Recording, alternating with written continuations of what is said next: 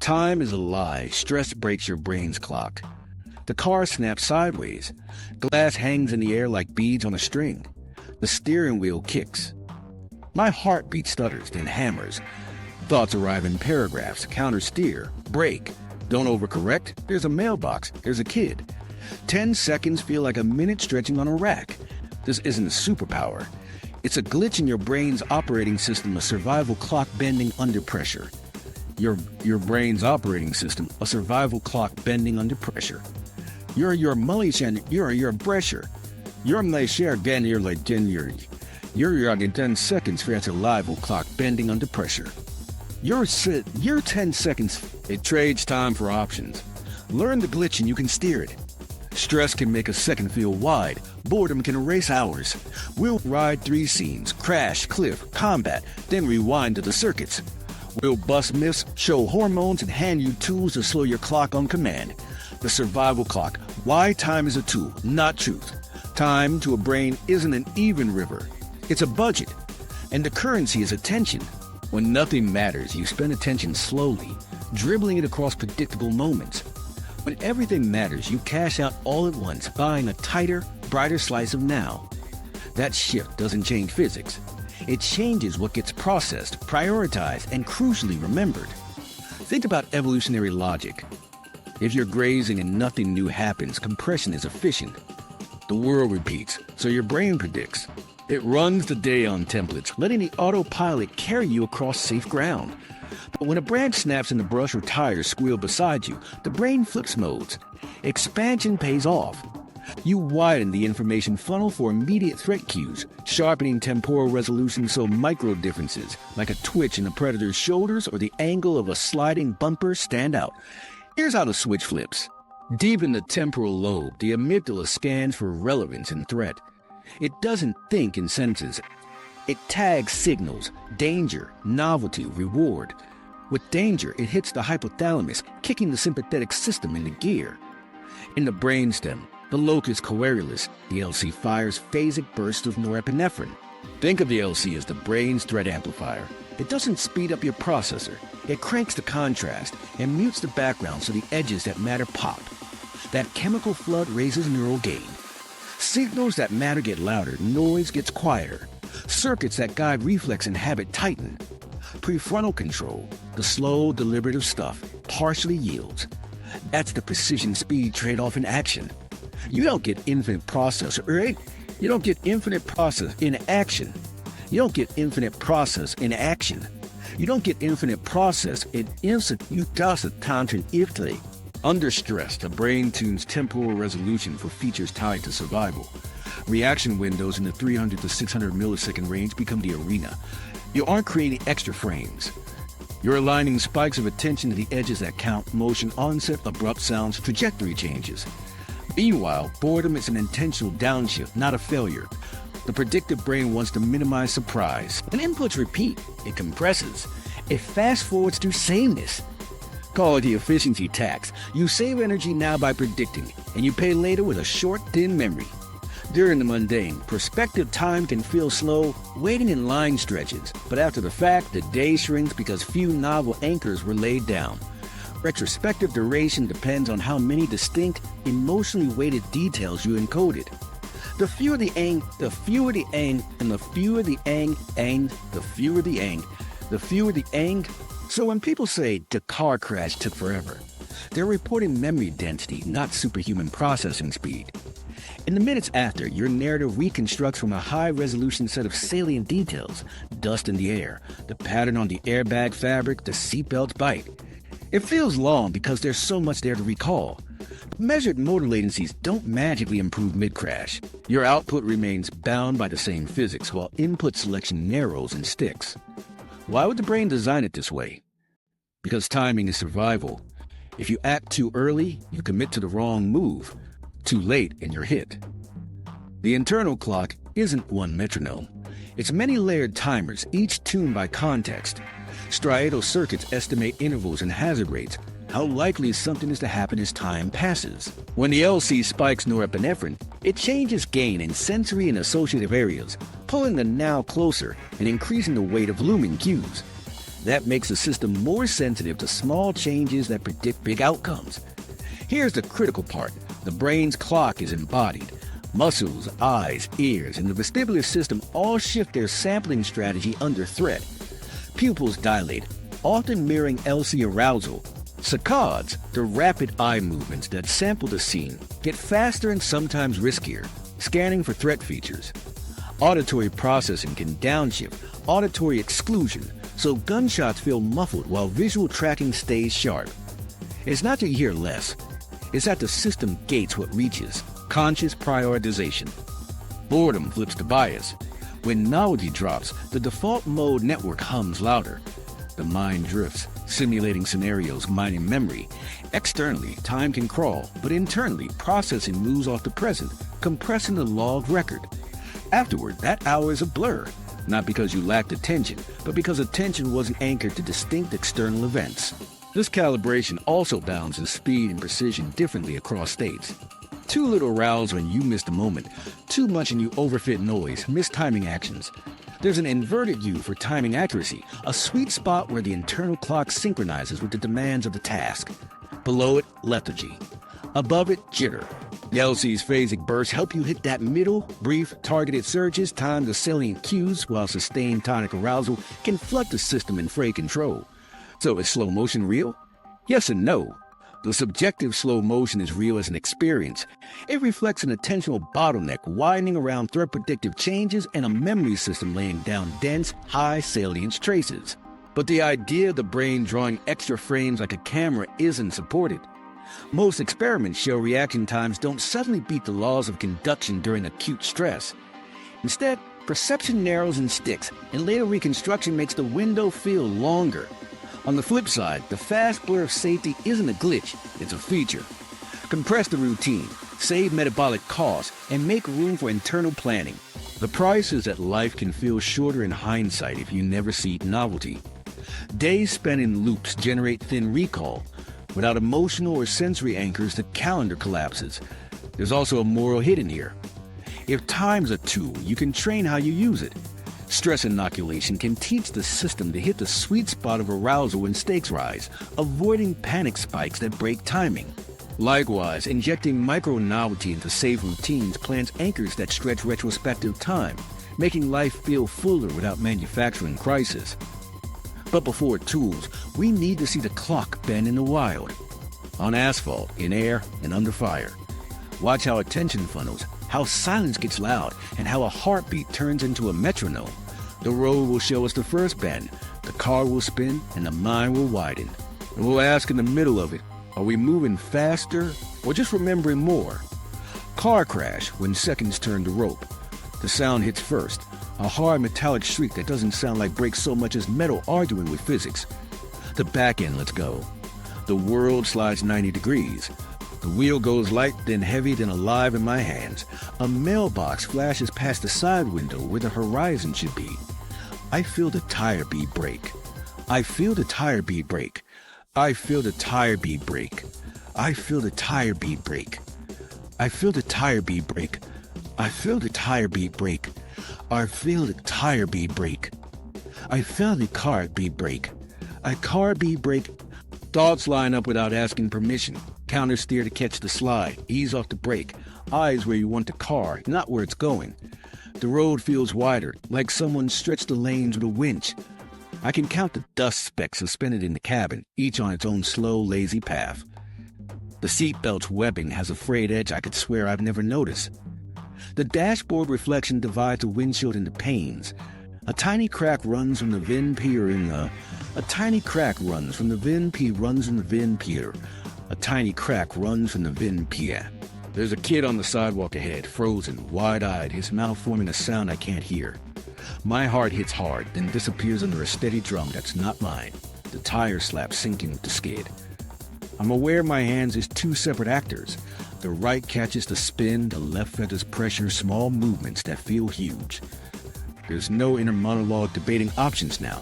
Prefrontal caution is on mute. A checklist fires on its own rails, eyes far. Hands calm, don't chase the tail, weight shift, don't pin the brake. It feels like I have time to insert a thought between each micro-movement. I don't. Physics hasn't paused. What changed is the sampling. More of the scene is flagged, more details prioritized, and more of it is stamped from memory. This is where seconds turn into rope shows up in real life. The subjective rope isn't extra time. It's up. The LC&E surge, the last section setup, is in full effect here. My pupils are wide. The world's contrast is turned up. The lame markers look like they've been traced in fresh paint. The outside noise muffles auditory exclusion, so the scream of rubber is a faraway radio while the tactile language of the steering column feels loud enough to knock. Think of it as a sensory budget. The brain silence is big. Non-informative sounds to afford small. Praise silence is big. Non-informative sounds to afford small. Praise silence is big. Non-informative sounds to afford small. Praise obsolete ends to afford small. Praise silence is on it. The tunnel closes around threat features, the moving bumper, the curb, the kid. Micro story inside the spin. I count 3 parallel scratches on the left A-pillar. The top stitch on the steering wheel has a tiny knot where the thread. Doubled. The smell isn't burning. It's a bitter rubber with a faint sweet note of antifreeze. I see the speedometer needle drop to 38, 32, 27 like a clock face underwater. I catch the exact font on the airbag warning, bold, condensed, small caps, and the way the sunlight hits it at an angle so I can read it without moving my eyes. If you ask me later, I could draw the pattern of dust on the turn signal stall stains. If you ask me later, I could draw the pattern of dust on the turn signal stall on the turn signal stall, done signal stall. Us. The den and dog. I catch the exact me later, I could draw the pattern of dust on the turn signal stall and the way the sunlight atoned. If you, not a crash to black, but a heavy stop. 2 beats, then stillness. The car comes to rest sideways, half on gravel, half on asphalt. My hands are already keying off the wheel, checking the kid, checking the mirrors. Time snaps back to a normal grid. The rope recoils. My breathing shows up again, fast and shallow. The sound rushes in, a dog barking, a door somewhere slamming, my own name from the passenger seat that I somehow didn't hear a second ago. Oh, an outside camera will recall the whole sequence under 2 seconds. Inside, the brain logged a dozen plus distinct beats. Observers blink versus survivors chapter. In the aftermath, the timeline inflates. 10 seconds felt like a minute because the memory is packed. There are dozens of tiny, emotionally weighted details braided into those moments. That density tricks retrospective duration. On a lab bench, my motor outputs wouldn't show superhuman. On a lab bench, my motor outputs wouldn't show superhuman. My reaction windows, those 300 to 600 millisecond slices, were where the decisions actually happened. The subjective slow motion is a perception and memory phenomenon, not a bonus round of physics.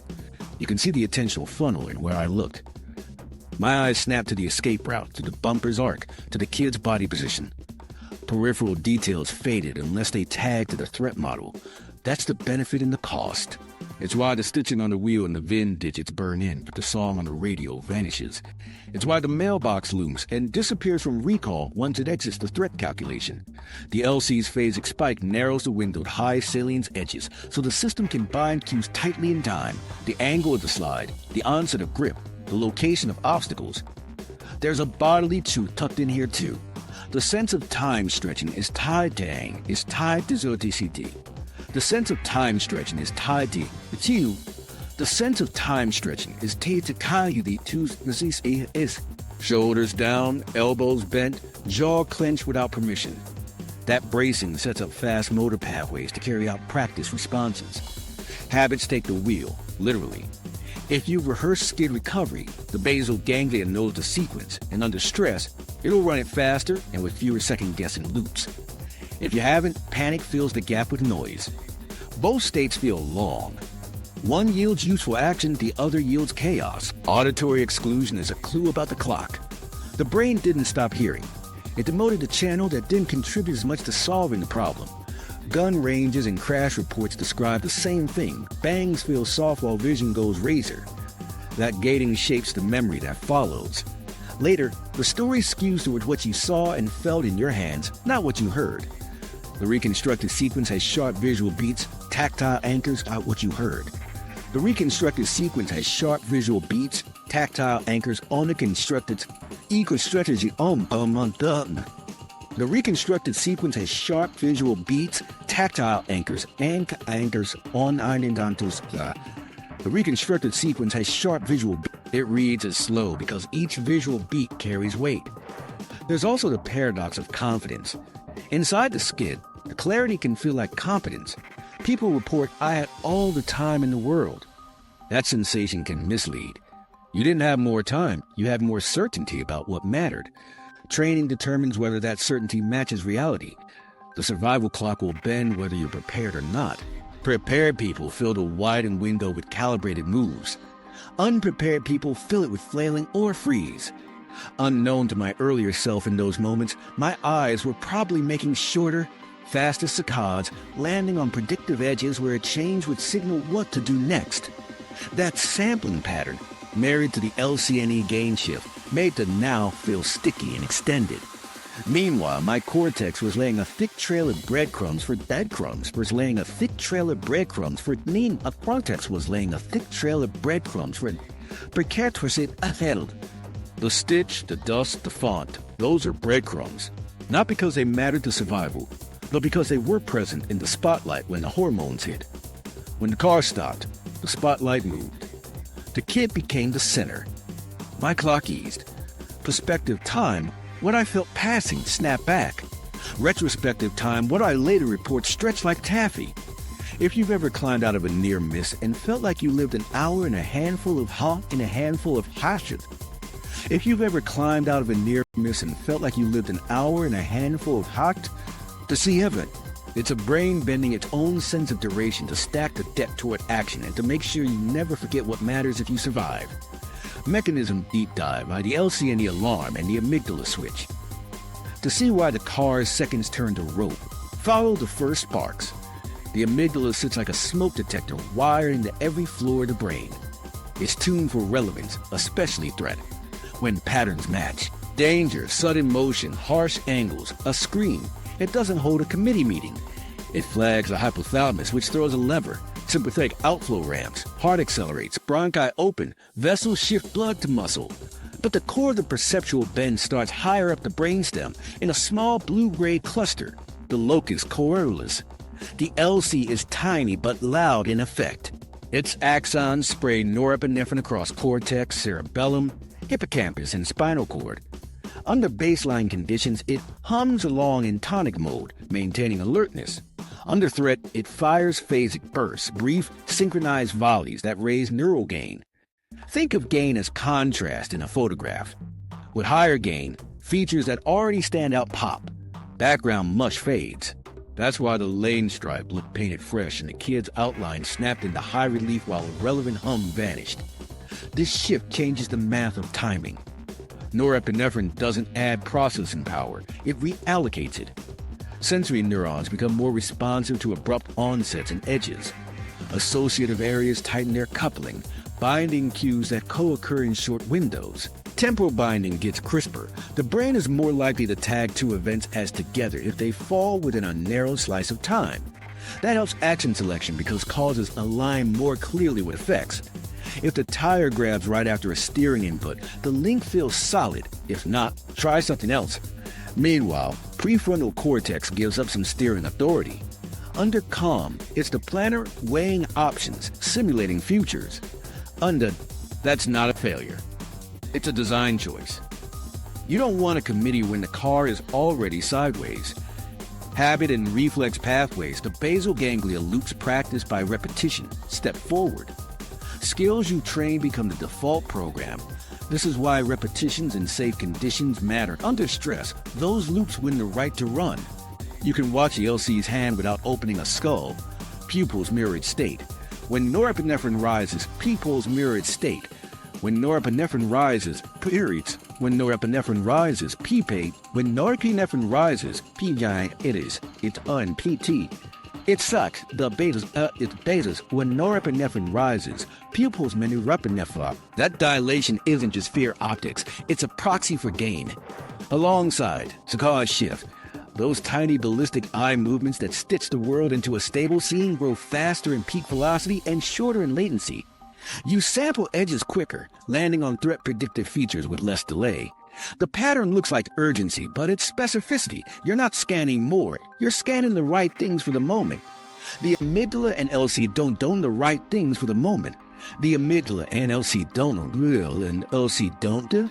They coordinate with the thalamus, which gates sensory flow, and with the hippocampus, which decides what's worth saving.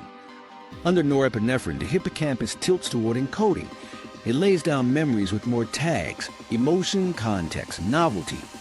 That's the seed of slow motion recall. The density comes from encoding during a high-gain window when many salient details are stamped. There's a tempo to the chemistry.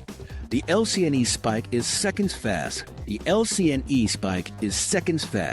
Adrenaline from the adrenals arrives quickly via blood, tuning body systems.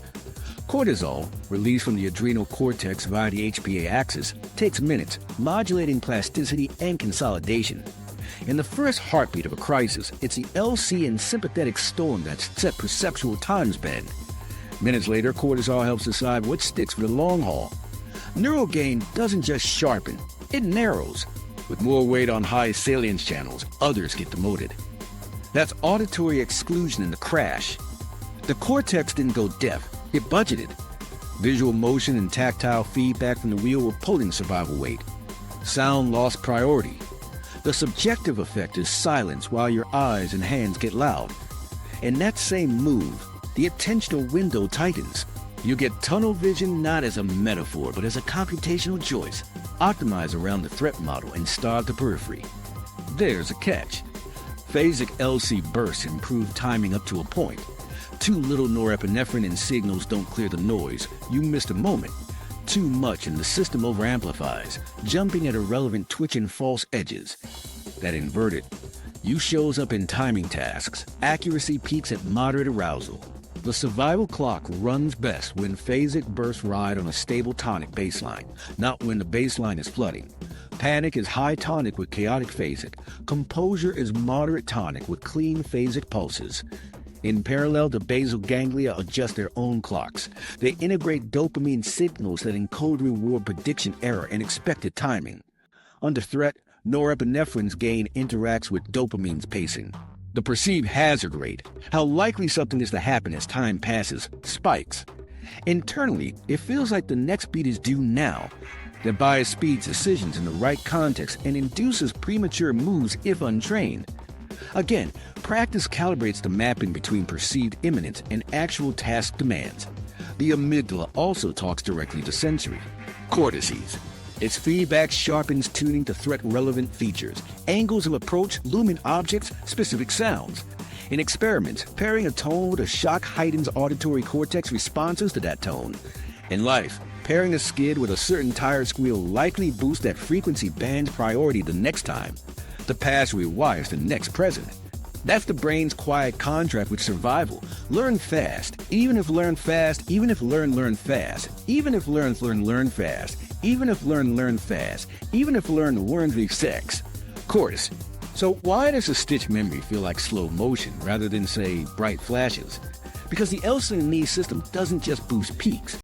It speeds the brain's internal sampling of salient cues relative to subjective time, while motor systems stay bound to conduction delays and muscle dynamics. Later, when you reconstruct, the narrative runs over more anchors per second of real time. The cortex fills the gaps between anchors with causal glue, giving the sense that each microevent had space to breathe. Notice what disappears. Self-talk quiets. That's the dorsolateral prefrontal cortex stepping back. The sense of a narrated I often dims in acute moments. People report feeling guided by training or instinct. That isn't mysticism, it's network reprioritization. The storyteller yields to the operator. Afterward, the storyteller returns and lays tracks over what the operator did, adding order and length to a seconds-long sequence. There's also a bodily feedback loop. Interoceptive signals, heartbeat, breath, gut, are read by the insula and folded into the threat model. LC gain heightens interoceptive precision too. A pounding heart can be read as fuel or as danger.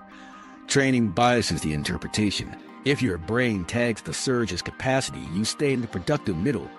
If it tags it as loss of control, tonic arousal climbs, phasic precision falls, timing wobbles, and the clock feels chaotic rather than stretched. All of this sets a stage for what happens when air replaces asphalt.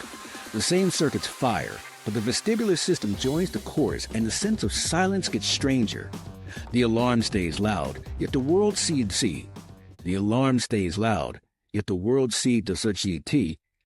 Cliff fall, the silent stretch. The trail edge is a sandstone lip, gritty and sloped. Boots scrape. A small slide starts under my right foot, and the world trims down to friction and angle. There's a lurch weight shifts past the safe line, and then a clean, unnatural quiet. It's not the quiet of a room. It's the kind that steals layers you didn't know were there. Wind still moves, but it feels like it moved earlier and you're catching the echo. The drop isn't far by mountaineer standards, 20 feet to a ledge, then another 20 to talus. But the vestibular system doesn't grade on height. The semicircular canals fire hard as the head pitches forward, then rolls. The otoliths, those tiny crystals sensing linear acceleration, shout conflict. Gravity pulls one way, eyes report another. The horizon freezes like a photograph, yet tiny details stand out. A crescent ship on a rock's edge, the thin white stripe in a hawk's tail. Off, a smear of orange lichen making a map of a continent I've never seen. There's a weightless pause that lasts no time at all and feels like a held note. In it, a thought arrives fully formed, chin down, knees soft, hands up to guard face. It doesn't feel like deciding. It feels like remembering something, the Ba face. It does like remembering something, the Ba.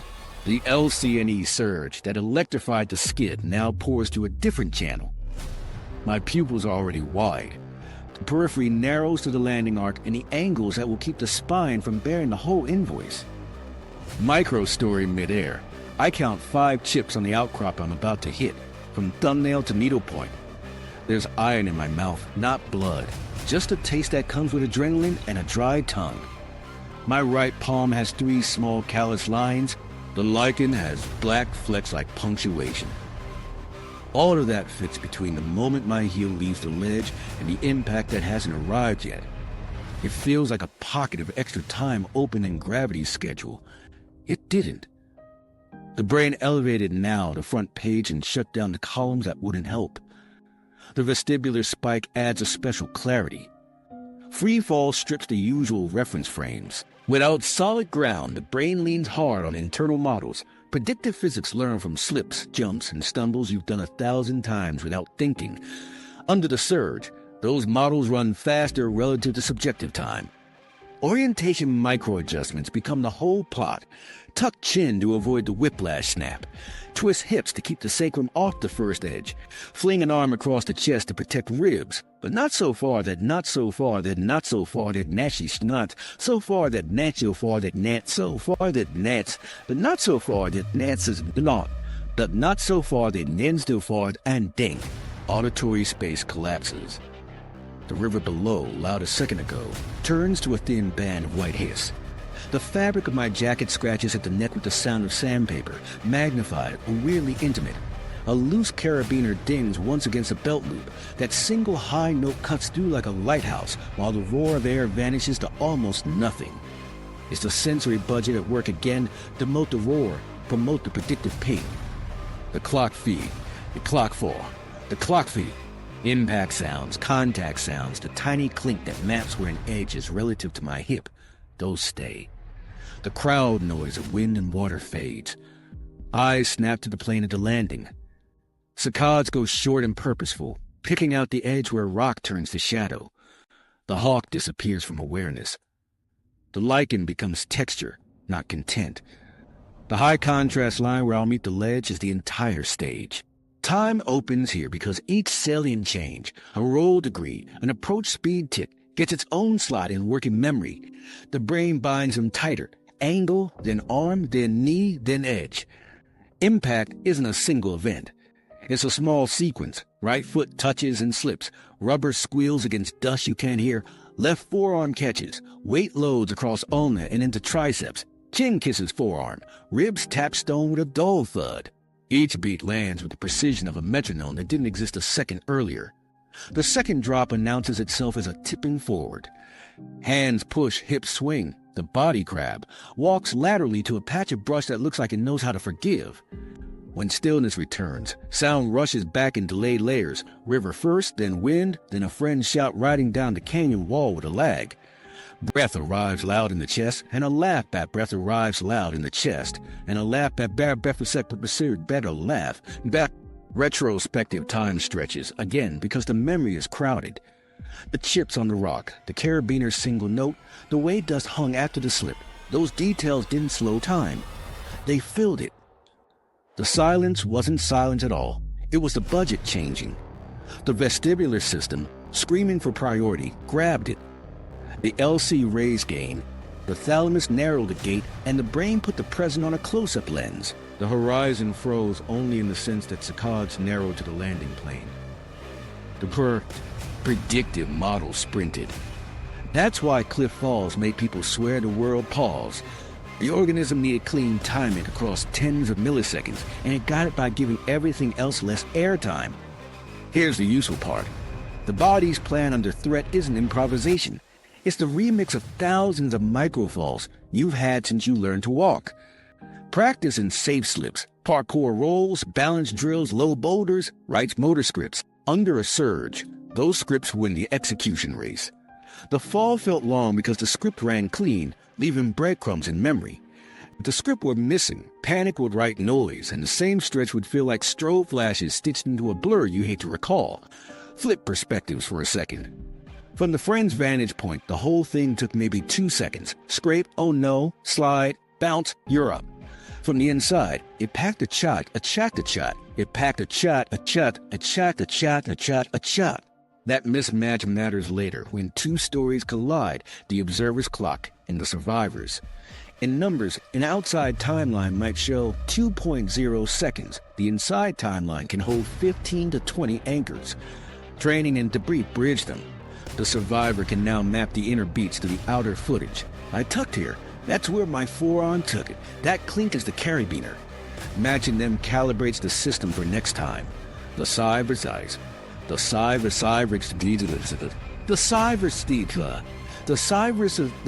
can map the debrate bridge price. The cyber can now map the inner beats to the outer beaner. Matching them calibrates the system for next time. The cyber survivor can. It's the organism turning down anything that won't help solve gravity's problem and turning up anything that will. Vestibular horror becomes information. The horizon becomes a ruler. Texture becomes a cushion map. And afterward, on a trail that suddenly feels narrower than it did at the start, you'll swear the air got thinner. It didn't. Your clock just gave the void all the space it needed to keep you in one piece. Mechanism Deep Dive 2, Cortisol, Adrenaline, and Temporal Resolution. Epinephrine, cortisol, and dopamine don't tell the same story. They hand the baton across time. First, the lightning. Within seconds of a threat, the sympathetic system fires and the adrenal medulla dumps epinephrine into blood. Heart rate spikes, bronchioles open, glucose mobilizes. That bodily surge doesn't rewrite perception by itself, but it primes the brain's circuits that already shifted under norepinephrine. Vision runs hotter, muscles preload, and the internal metronome leans forward. The benefit is obvious. More oxygen and fuel delivered to circuits that are sampling faster and committing harder. A few minutes later, the slower wave arrives. The hypothalamus tells the pituitary to whisper to the adrenal cortex, and cortisol enters. Cortisol isn't the panic button, it's the editor. It binds the receptors in hippocampus, amygdala, and prefrontal cortex, changing how memories consolidate, how attention is biased, and how long the heightened state lingers. Early cortisol helps tagging, save this now, while prolonged high levels start thinning prefrontal control and cluttering working memory. That's why a sharp scare can sharpen recollection, but chronic stress turns time muddy and thought loops slow. Zoom into temporal resolution. Under acute arousal, perceptual systems narrow the integration window for threat diagnostic cues. In hearing, onset detection tightens. In vision, motion transients and looming signals get more weight. You become more sensitive to changes that unfold over tens of milliseconds. That's not more frames per second in a camera sense. It's a shift in what counts as a separate event. The brain draws a finer line between successive microevents that predict outcomes, so cause-response pairings feel cleaner and quicker. At the same time, memory windows widen. The hippocampus, bathed in norepinephrine and followed by rising cortisol, lays thicker tracks. Short-term binding across a couple seconds, what psychologists call the temporal binding window, stabilizes, so contiguous threat-relevant events glue together more reliably. That paradox, narrow perception for decision-relevant edges with widened encoding for the episode, creates the subjective slow motion later, more anchors across a few heartbeats, and a stronger story holding them. The LC runs in two modes that matter here. Phasic mode delivers crisp bursts when something salient happens. Tonic mode is the baseline hum of arousal. Performance peaks when tonic is moderate and phasic bursts land precisely, clean pulses marking real edges. If tonic climbs too high, panic baseline, the system fires phasic bursts at noise, mislabeling random flickers as urgent. Timing accuracy drops. You get premature moves, double pumps, and stutters. That's the inverted U. A mid-arc where time feels available yet urgent, bracketed by sluggishness on one side and jitter on the other. Bracketed by sluggishness on one side and jitter on the other. Fold dopamine into the clock. The striatum, rich with dopamine inputs, acts like an internal pacemaker for interval timing and expectation. Dopamine nudges the speed of subjective time's ticker. Higher dopamine tends to speed internal timing, making. Intervals feel shorter. Lower slows it, making waits drag. Under threat, the hazard rate, the expected likelihood that the thing will happen in the next moment, jumps. The brain biases toward earlier ticks, anticipating sooner. That bias can be life-saving when the threat is real and patterned, and costly when it drives premature actions. Hazard expectations interact with the LC's gain. A high hazard rate makes phasic bursts more likely for small changes, which is adaptive in a room with a moving muzzle but a problem in a room with a flickering light. Training tunes this interaction by teaching the system which features predict outcomes in a given domain. In shooters, for example, auditory onset of a casing bounce becomes a non-predictive sound and gets demoted. In drivers, a tire's pitch change becomes predictive and gets promoted. The chemistry is the same. The mapping is learned. What about cortisol's timing windows? There's a useful asymmetry. Immediately after an event, rapid epinephrine and norepinephrine amplify encoding, and a moderate cortisol rise enhances consolidation over hours. But if cortisol is too high before the event, chronic stress, it impairs hippocampal plasticity and blunts prefrontal oversight. Then the internal clock can't calibrate well. People in that state report time either racing without grip or dragging without detail. The sweet spot is a sharp spike, a controlled taper, and a return to baseline where reflection can reorganize. In practice, this chemistry shapes attention's aperture. Under acute epinephrine and LC phasic bursts, the aperture narrows around features with high signal-to-noise. That's tunnel vision, but it's not uniform. That's tunnel vision, but it's not uniform. That's tunnel vision, but it's not uniform. That's tunnel vision, but it's not uniform. You can train variable aperture, intentionally widen sample periphery, then snap narrow for execution. Breath can help here. Slow exhales increase vagal tone, nudging parasympathetic influence and lowering tonic arousal. You keep phasic precision while preventing the baseline from flooding. That preserves timing accuracy in noisy environments. There's also a crosstalk with pain and interoception. Epinephrine and norepinephrine dampen pain transiently. Cortisol later can sensitize or blunt pain depending on dose and context. During the moment, pain signals often get demoted, letting action run. After, as cortisol shapes consolidation, the unpleasantness can get linked strongly.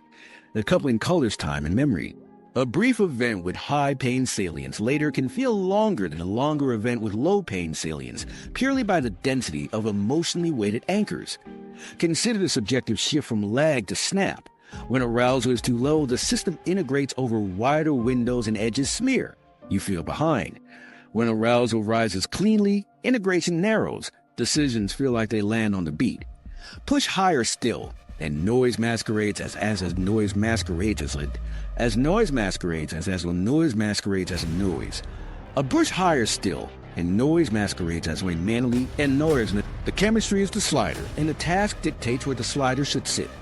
A sniper needs a longer integration window and steady tonic. A breacher needs sharp phasic bursts and rapid hazard updates.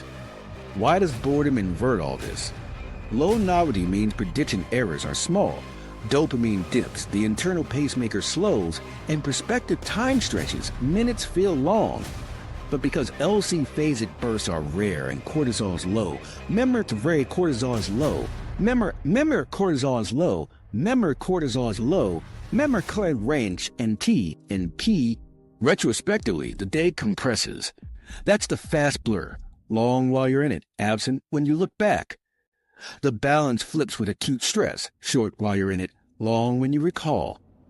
One more wrinkle, context-dependent gating. Under acute threat, the thalamus routes more bottom-up sensory data to cortex, but only through channels favored by the amygdala's map. Under safety, top-down predictions dominate. You literally see what you expect, and small deviations get ironed out. Under arousal, prediction errors punch through more easily if they match the threat template. That's why you might miss a friend waving from the periphery during a fight but catch a micro-shift in an opponent's weight. Templates shape which errors count. Cortisol's tail matters for learning windows, but in roughly an hour of stress, synapses in hippocampus and amygdala are more plastic. Debrief then, review footage, narrate sequence, extract cues, and the memory consolidates with cleaner structure. Wait until cortisol has flattened and details will have already degraded. Debrief too late under chronic stress and you reinforce noise. Precision timing isn't just for punches and pedals, it's for reflection. Put it together like this. Epinephrine prepares the body. Norepinephrine sharpens the lens. Dopamine sets the ticker's pace and expectation. And cortisol edits what survives and how it colors your future. The organism narrows temporal windows for decision, relevant cues, while widening encoding windows for the episode. Subjectively, danger gives you extra time because there are more salient beats per second. Objectively, your actions. Objectively, your actions. Dejectively, your actions. Objectively, your actions. Still ride the same motor rails, unless training has smoothed those rails to lower latency within human limits. Now take that chemistry into rooms where decisions stack and flashes blind, where the cost of a mistimed half-second is paid in lives. In that pressure, time isn't just bent, it's wielded. Combat, time is a weapon. The stack breathes together outside the door. A boot shifts a grain of grit and it sounds like a boulder rolling. The breacher nods like a boulder rolling. The breacher nods like a boulder rolling. The breacher nods like a boulder rolling. The breacher nods what chemsta and Hughes that pressure died. The breacher nods like a boulder rolling. The breacher nods. The room blooms in white and smoke, and time kinks, first wide, then tight. The first flashbang is a sun with a timer. The second is a camera flash that races half the frame. Inside that wash, the survival clock switches to a metronome we didn't set, but trained to follow. Stakes don't arrive as thoughts, they arrive as geometry. Doorway, left-right sector, unknowns. You feel the hazard rate go vertical. The LC's phasic burst starts stamping beats on anything that moves, and the brain writes urgency into the margins. Auditory exclusion trims a roar to a thin wire, your teammate's single syllable, a casing's ping on tile, the faint squeak of a shoe pivoting on dust. The big sounds drop, the small predictive ones cut. Micro story in the breach, I hear one brass casing bounce twice, high ping, dull tap, and I can tell without looking that it's mates Inoculation which how. That I can tell without looking that my muzzle climbs and I watch it like a graph line, catching the slope and trimming with a thumb that isn't thinking about thumbs. The red dot crosses a door jamb and the world narrows to the width of the emitter. I count 2 breaths, each shallow and measured, and they lock to footfalls I don't remember starting. The shoulder of a figure appears where the sight expects it, not because I saw the whole body first, but because the hazard model said, if they're there, they'll lab me on a minute. If they're there, they'll lab dot and then dot a lad dot. When attention locks on the right cue, wrist angle, muzzle flash, a hip turning, you gain tempo. Your internal ticker jumps a half beat ahead of the external action, and decisions land at the edge of the other person's move, not after. That feels like time slowing, but it's really model speed. If the lock is wrong, if you overfit to the shoulder and miss the second figure in the kitchen archway, the same tunnel steals time you don't have. The cost of time you don't have. The cost rate, the cost and the cost time you don't have. The cost, the room's narrative runs on micro edges. A sleeve color that doesn't match friendly kit. A foot orientation that predicts a pivot. A shadow that doesn't track with your team's positions. Under the surge, those edges get first-class passage. The LC&E gain sharpened them minutes ago in rehearsals. Now it cashes the check. The dot pauses on a spot that's empty, and you realize that pause wasn't hesitation. It was the brain sampling a predictive corner, clearing it in 100 milliseconds that feel like space you used on purpose. People who haven't felt it think auditory exclusion means silence. It's the opposite. It's curation. The boom of the flash bang is filed as already happened. The radio squawk turns into cotton. The sound that stays is the zip of a round cutting air past an ear by inches. A sound you did never notice on a range, but in a room lands with the authority of a shout. That's the sensory budget again. Cut spectacle, keep signal. That single cue recalibrates the map. There's a firearm at that height, on that line. Your body angle is changed before you name the change.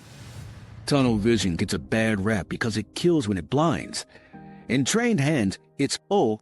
In trained hands, it's A. In trained hands, it's A. Your aperture squeezes down to a hallway of relevance, then pops wider on command. You widen to sweep a doorway, then snap to a hand that disappears behind the thigh. The skill is the rhythm. Widen, narrow, commit. Breath keeps the rhythm honest. One controlled exhale on the breach keeps tonic arousal in the middle of the curve, so phasic bursts hit real edges, not noise. It's not mindfulness, it's timing. Here's the weird part. Slow motion shows up, ma'am. Here's the weird part. Slow motion shows up, ma'am. Motion shows up, bang. Here's the weird part. Slow motion shows up, ma'am. Man, up. Yes, here's the weird part. Slow motion shows up, man, line. You hold a corner for what feels like 5 seconds, and the footage later shows 2. In that gap, working memory pegs the scene with anchors, chips in the paint, a child's drawing on the fridge, the way the curtain billows toward the muzzle. Those anchors inflate the recall. When action spikes, the clock feels normal again because action chews anchors for you. Not everything sharpened is a blessing.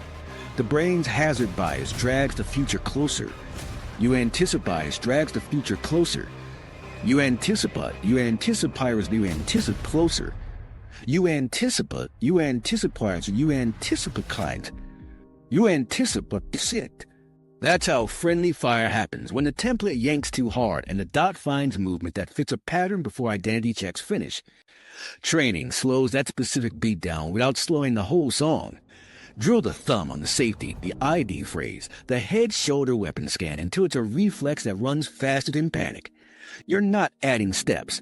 You're compressing the right ones and stretching the wrong ones by a hair. Ask veterans about time in rooms and you'll get contradictory lines that match the physics of the clock. It was over in a blink. It lasted forever. Both are true in their domains.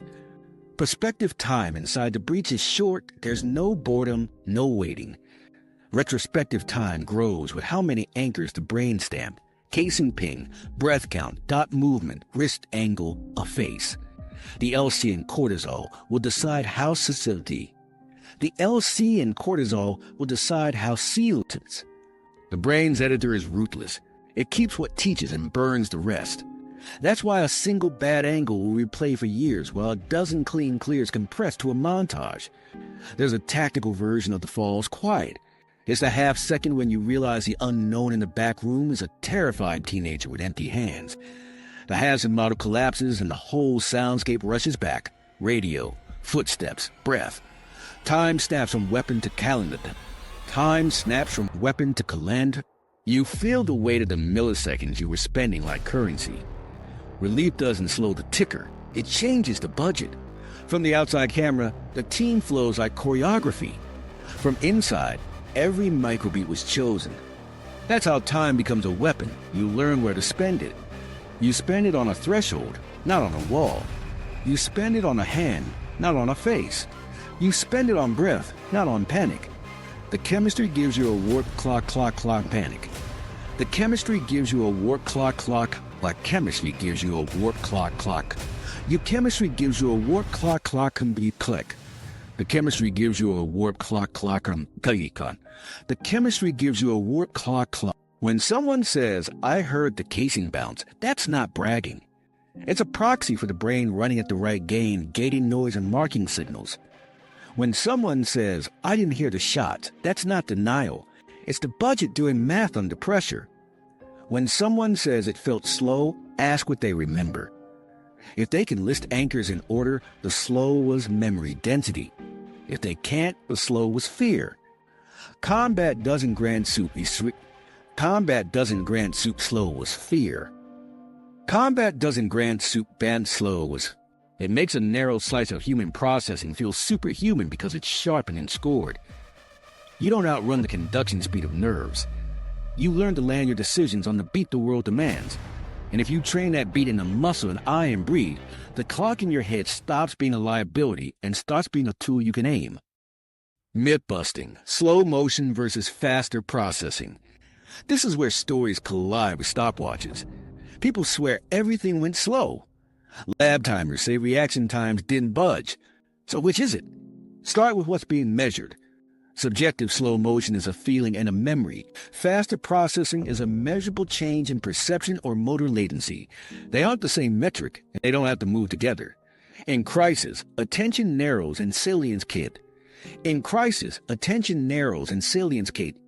In crisis, attention narrows and salience kid. Misses, attention narrows and salience kid. In crisis, attention narrows and salience kid. The brain flags more micro events as separate enough to matter. That choice creates more anchors per second. Later, when you reconstruct, you travel across more stepping stones, so the moment feels longer. That's retrospective inflation. But when researchers put people on precise tasks, simple taps, go and no-go, saccade latencies, acute stress rarely shortens baseline motor conduction. Muscles and nerves still take the milliseconds orally. Muscles and nerves still take the millisecond odd. Training might shave small edges. Panic doesn't grant new biology. So why do some actions feel impossibly quick? Because fast is usually timed well, not executed faster. With LC&E gain up, the system catches the right onset. The instant a cue becomes informative and starts the action at a better moment.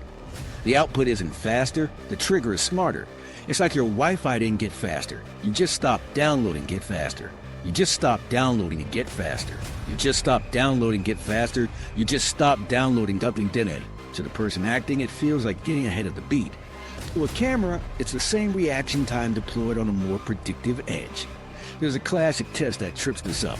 Drop a ball and ask if stress helps you catch it sooner. It doesn't. But if the ball's drop is tied to a cue you can predict, a fingertip twitch, a blink, stress can help you lock attention on the cue and start earlier relative to the drop. That nuance looks like it's better cue selection under gain, the smarter trigger that hits start 200 milliseconds earlier because you watched the right edge. Memory density is the other culprit. In slow motion reports, people recall fabric textures, spec patterns, fonts, casing pings. Those details weren't processed in a leisurely way during the event. They were elevated by attention and stamped by chemistry. Afterward, your cortex stitches them into two. The stitching adds breath between beats that didn't exist in the moment.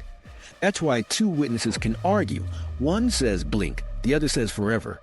One is reporting perspective time, the other retrospective time.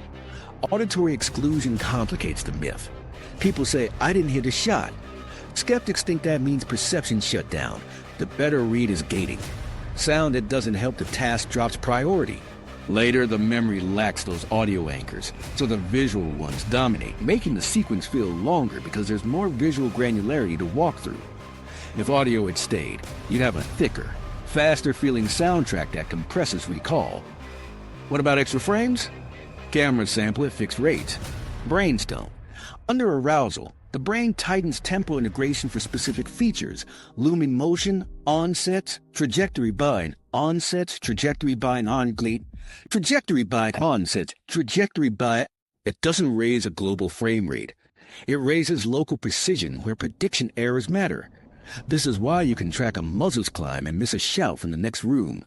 Precision went up in one stream, down in another. The myth imagines the whole scene sharpening evenly. Biology doesn't waste resources like that. Then there's the belief that adrenaline unlocks strength and speed. It unlocks access to strength you already have by loosening neural brakes and prioritizing motor units, but it doesn't rewrite twitch times. What feels superhuman is often recruitment plus timing. In tests, maximal force can climb a bit with arousal, but the latency from signal to contraction doesn't magically halve. The myth grows because the memory of effort shrinks, pain and fatigue signals get damped, so the act seems easier and their effort seems easier, and their feels act seems easier and their effort seems fine. Training blurs the line further. When you wire a skill deep, you reduce decision time, not conduction time. Choice reaction time shrinks because the mapping from cue to action is direct. Under stress, prefrontal committees step back and those mappings run. That's perceived as I moved before I thought. Technically true, but it wasn't faster biology, it was fewer steps. You built the shortcut in safe hours. The surge just chose the shortcut. Another sticky claim. I could read the serial number mid-crash, so my brain was running at higher FPS. Or your attentional spotlight hit the plate, and the high-contrast digits got encoded during a peak gain moment. Reading them didn't cost extra time, it cost priority. While that priority was allocated, something else got ignored. You didn't also track the radio lyric. The clock didn't slow globally, the budget shifted locally. The clock didn't slow globally, the budget shifted locally. The sheriff's the clock. The clock didn't slow globally, the budget shifted locally. A key. The clock didn't slow globally, the budget shifted locally. While that priority was alley. Look at experiments that force a trade, dual task under threat. People under acute stress perform better on the task aligned with the threat model and worse on the orthogonal one. If slow motion meant more capacity across the board, both should improve. They don't. That's the tell. Stress reallocates, it doesn't expand. Perspective versus retrospective timing seals it. During a high arousal event, reported felt duration can be short or normal, there's no clock watching. Afterward, reported duration inflates with memory-rich T. Afterward, reported duration inflates with memory-rich freight. In boredom, it flips. During feels long, after compresses to nothing. The myth takes a retrospective stretch and attributes it to in-the-moment speed. Different systems, different moments. So what actually helps in danger? Not believing you get more time. Knowing you don't and building maps that spend the time you have on the right edges. Train attention to snap to predictive cues. Drill identities and contingencies so choice collapses to action will. Drill identities and contingencies so choice collapses to action will. Use breath to keep tonic arousal mid-curves so phasic bursts mark real events. Accept that the slow you'll feel later is a receipt of dense encoding, not a license to outrun physics. This isn't pedantry, it's survival. If you think slow motion gives you slack, you'll overreach. If you think stress makes you faster, you'll skip steps that stop friendly fire. If you understand that stress makes you selective and sticky, you'll script the right selections icky. You'll script the right selections of the myth flatters. The truth protects. The fast blur of boredom, why save time disappears. There's a different kind of distortion that sneaks in when nothing's at stake. It doesn't feel like a bend while it's happening. It feels like a yawn. Then a week evaporates and you can't point to a single moment that stuck. That's the fast blur of boredom. Long while you're in it, gone when you look back. Start with the predictive brain doing its job. When the world start with the predictive brain doing its job. When the world when the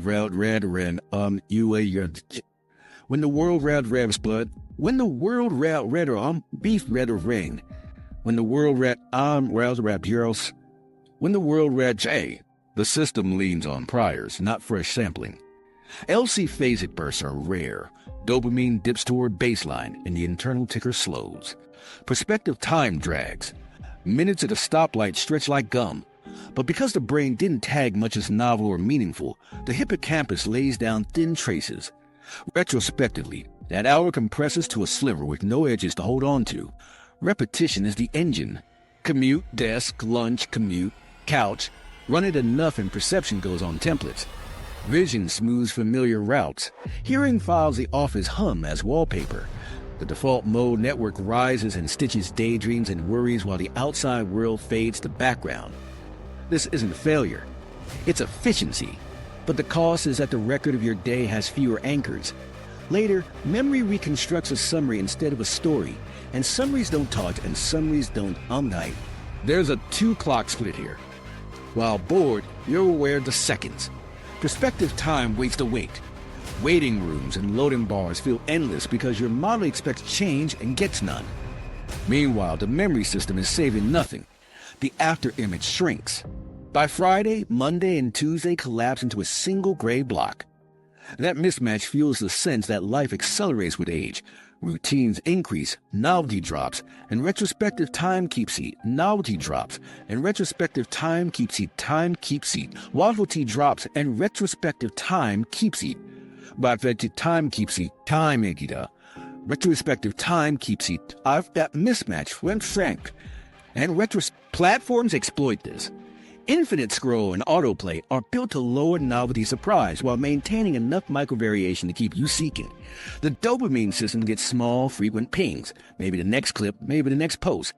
Each hit is predictable enough to keep you scrolling and unpredictable enough to prevent clean satiation. LC phasic burst stays small. Hours feel short in memory because they're filled with near duplicates. You can remember the vibe, not the moments. Habit loops add grease. Cue, routine, reward, run it long enough and you don't decide anymore. The basal ganglia drive the sequence while prefrontal oversight idles. In that state, attention goes narrow on the loop and wide on nothing else. Time in the loop has few landmarks. You look up and 2 hours are gone. The blur isn't just about screens. It's kitchen cleanup, email triage, spreadsheet rinse and repeat, rinse and repeat, rinse and repeat, rinse. You're itching that in rinse and repeat, rinse and repeat, rinse and repeat. There's also metabolic economy. Novelty is expensive.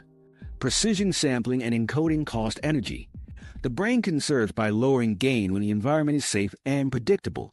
That's good for survival and bad for narrative. Without LC spikes, the hippocampus doesn't get to save this flag. You may be alert enough to function, but you're not tagging experiences with emotion and context. The record is untitled. Even boredom has layers. There's low arousal apathy, where you drift, and high arousal restlessness, where you itch. Both compress retrospective time differently. Apathy lays down almost nothing. Afterward, the day erases. Restlessness lays down a handful of agitated anchors, annoyance, checking the clock, flipping apps, and the memory is peppered with the same beat repeated. It still compresses because repetition is repetition, even if it's fidgety. People confuse boredom with rest. They're not the same. Rest restores by allowing the default mode to process, linking memories, solving problems offline, and returning you to tasks with fresh gain. Boredom drains by spreading attention thin without meaningful engagement. After a bored afternoon, you're tired without a story. After real rest, you can name what surfaced. The difference shows up in memory. Rest leaves a few distinct anchors. Boredom leaves a smear. Listen to how we talk about lost time. Summer vanished. College flew.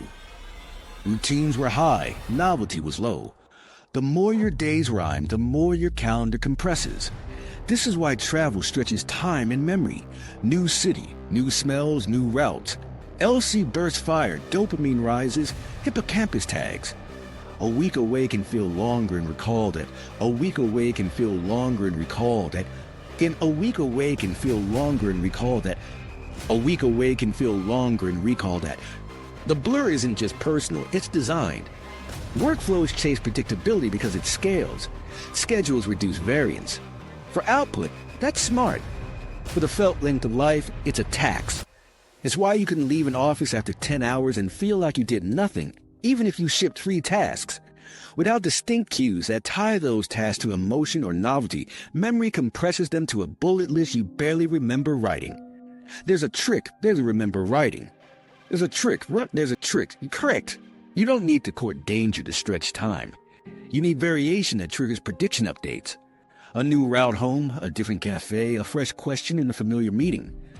Micro-novelty produces small LC bursts and gives the hippocampus something to stitch. Those stitches become anchors. Later, the day has shape. The fast blur also messes with motivation. If yesterday and today look identical in memory, the brain discounts the value of invet look identical in memory. The brain discounts the value of invet. Why pay if the highlight reel is empty? That's how a loop deepens. Less novelty leads to less attention, leads to thinner memories, leads to less motivation to seek novelty. Breaking it isn't about willpower alone. It's about seeding anchors so tomorrow pays you back in recall. There's a social warp too. Conversations live or die on novelty and emotional salience. Small talk repeated daily compresses. You remember the week you met a close friend because every exchange was a cue update. New facts, new tone, new risks. Years later, the same friend on the same couch can blur if nothing changes. The fix isn't apocalypse. It's intention, new topics, new games, new places. Anchor the relationship to memories that stick. One last note on safety. The same circuits that flatten time when you're secure protect you in danger. Compression is the flip sip, you in danger. Compression is the flip sip. Here's the flip system, you itching. Compression is the flip sis, it's tint. New fix, this intention. New topics, now decaying is the fix toe. Same circuits that flatten time when you're secure. Don't fight the architecture. Work with it. In safe context, plant cues. In boring context, build rhythms that create edges. A bell that starts deep work. A walk that ends it. A song that marks lunch. Make time audible to your memory system. Then, when you look back, the fast blur turns into a map. Training the clock. Practical tools. We don't get a new clock. We get the one we have, and we can tune it. The goal isn't calm for its own sake. It's control over arousal so phasic precision lands on the right cues. Panic errors or wasted days. That's the choice as training targets. We'll build habits that hold under pressure and seed anchors that make safe time feel full. Start with stress inoculation. You don't jump to chaos. You climb. Design graduated scenarios that mirror your real stakes. For drivers, that's skid pads, wet braking, threshold C. For drivers, that's skid pads, wet braking, threshold C, hortator levers. For drivers, that's skid pads, wet braking, threshold C, tanning cell. It wet broken tinned out, For responders, force on force with protective gear. Role players, variable lighting. For civilians, it can be cold calls, public speaking drills, or heated negotiations with a timer. The rule, change one variable at a time, then stack. Add noise, then time pressure, then ambiguity. After each run, debrief immediately while the cortisol window's open. Walk the timeline. Where did your attention go? What were the first cues? What did your attention? What did your attention go? What were the first cues? What did your attention go to notice? What did your attention? But the timeline, where did your attention go? What were the first cues? What did your teacher change one direction to? What were the timeline? Where did inoculation isn't just exposure. It's reflection and adjustment. Use short, frequent reps, 60 to 90 seconds of stress, 2 to 3 minutes of recovery. Track subjective arousal on a quick scale, 1 to 10 before, during, after. Pair it with one physiological marker you can capture, breath rate, heart rate if you have a watch, or simply the length of your exhale counted in seconds. The aim is to learn the sensation ice. The aim is to learn the sensation up slice. You want to know in your bones what 8 feels like and how to pull it to 6 in 10 seconds. Breathing is the lever. Use a cadence that favors longer exhales to raise vagal tone and drop tonic arousal without killing alertness. Try a box variant. Inhale 4, hold 1, exhale 6 to 8, hold 1 for a minute before performance. If you want a 1 breath reset, use a physiological sigh. 2 short inhales through the nose, 1 long breath reset. Use a physiological sigh. 2 short inhales through the nose, 1 long cycles.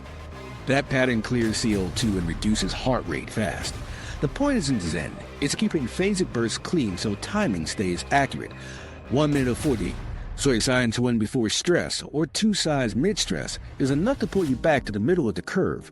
Layer tactile and rhythmic anchors. Under stress, cognition drops words. Hands remember. Choose a touch point you can hit in the moment, thumb and forefinger press.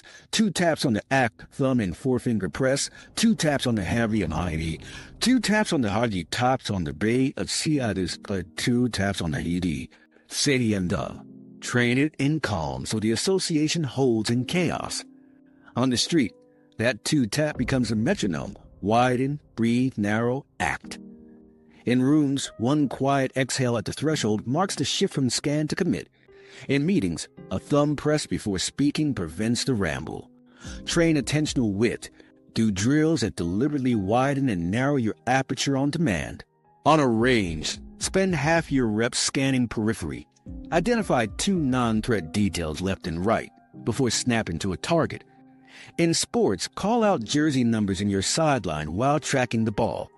For drivers, narrate the periphery. White van, left cyclist, shadow, brake lights 3 ahead, then narrow to the apex. In cognitive tasks, use a timer. 30 seconds of broad brainstorming, 10 seconds of selecting a single signal. You're rehearsing the rhythm your brain will need under pressure. Use Interlude Novelty to keep training sticky. Don't block one scenario until you're bored. Shuffle. Mix low light with verbal de-escalation. Mix standing presentations with Q&A ambush. Mix sprint intervals with cognitive puzzles. The brain learns transitions as much as states. Real events switch fast. Teach your clock to follow without flooding. Make after-action reflection a habit, not a ritual. Right after the rep, write a 3-line log. What cues started your action? What cue you missed? What you'll look for next time? Keep the language simple. Circle one physical marker you can control next time. Breath, stance, gaze. If you have video, match internal beats to external footage within an hour. That binding cements temporal windows and aligns your subjective slow with fast with subjective slow with fast with your aim. To plant memory anchors in safe life, use episodic tagging. Give moments names and cues. At lunch, take a photo of something specific, label it green mug, cracked handle, and jot one sentence about the conversation. On a walk, pick a landmark and create a tiny story, the bench where the crow scolded me. Micro tags build recall scaffolds. You're hacking your highlight reel so your brain doesn't delete the footage. Later, the weak stretch to later, the weak stretch to enjoy do it. Later, the weak stretch directly aim, the weak stretch later, the weak stretch bend lead on the weak stretch. Later, the weak stretch to stretch though. This isn't scrapbooking, it's hippocampal nutrition. Time box with clear starts and ends to make days visible to memory. Deep work in 45-minute blocks with a ritual at each edge. One song to start, one stretch to end creates anchors your brain can find. If you can, change location or posture between blocks to generate sensory contrast. Even swapping chairs is a cue. Your clock notices transitions, give it some. Inject Micronov notices transitions, give it some. Inject Micronov in advance. Don't blow up your life. Bend it. Choose a different route. Try a new spice. Open a meeting with a question you haven't asked. Read one paragraph from a book outside your field. These are LC-friendly bumps, small enough to avoid fatigue, big enough to tag. The payoff is disproportionate. Days with 5 micro-novelties recall like weeks without them. Plant anchors or your brain pays the efficiency tax and compresses the day to nothing. Build narrative goals into narrative goals into a narrative goals into narrative goals into nothing. Build narrative goals into a 10-2 sieve there. Build narrative goals into uncontained payoff. Trues out to Desiree baked. A run isn't 3 miles. It's hit the hill without stopping. Wave at 3 dogs. Find 1 blue door. A meeting isn't status. It's ask for 1 risk we're ignoring. Narratives generate edges. Edges become anchors. Anchors become longer feeling lives. For people who tilt toward over-arousal, PTSD echoes, quick hazard spikes, practice downshift on schedule. Twice a day, run a 3-minute down regulate. 2 physiological sighs, then a minute of long exhales, then 30 seconds of eyes soft. Wide gaze taking in the room without naming. This trains the system that safety exists and teaches your clock to loosen when it can. Pair it with a predictable cue pouring coffee, locking the door so it rides a habit you already have. For those who under-arouse lethargy, procrastination, use brief upshifts. 1 minute of fast foot taps, 10 quick air squats, cold water on wrists, then a countdown 5, 4, 3, 2, start. The aim is to raise tonic enough to make phasic pulses land. Follow immediately with a short, hard task you can finish in 2 minutes to catch the wave. The clock speeds when the ticker wakes. Simulate decision density. In training, stack choices closer than they'll arrive in life so the real event feels roomy. For example, present 3 ID challenges in 10 seconds with lookalike targets with tricky phrasing. Demand the right sequence, ID, command, move 10 times in a row. Errors don't earn shame, they earn clarity. You're building the shortcut you'll need when committees step back. Use checklists that fit in a breath. Under stress, long checklists die. Compress to 3 steps, verbal, speakable in 1 exhale, scan, breathe, act. ID, command, move. Eyes, hands, feet. Print them where your eyes land. Say them on reps. The cadence becomes a clock you carry. Finally, set rules for debrief and decompression. Within 1 hour of a real hit. Crash, confrontation, win, do 2 things. Map your inner beats to any objective record you have, and do 1 slow exhale practice. Then sleep. Sleep is the second editor. It binds the anchors you earned. If you skip this, your clock learns noise. You can't stop stress from bending time, and you don't want to. You want to steer the bend. Train arousal to the middle. Train attention to widen and snap. Plant ank and snap. Plant ank plant ank. Plant ank, plant ank crane, plant ank key, plant ank, trank kang unto, train ank, plant ank. Use reflection as glue. Then, when seconds turn to rope, you'll know how to climb it, and when hours try to vanish, you'll know how to make them stay.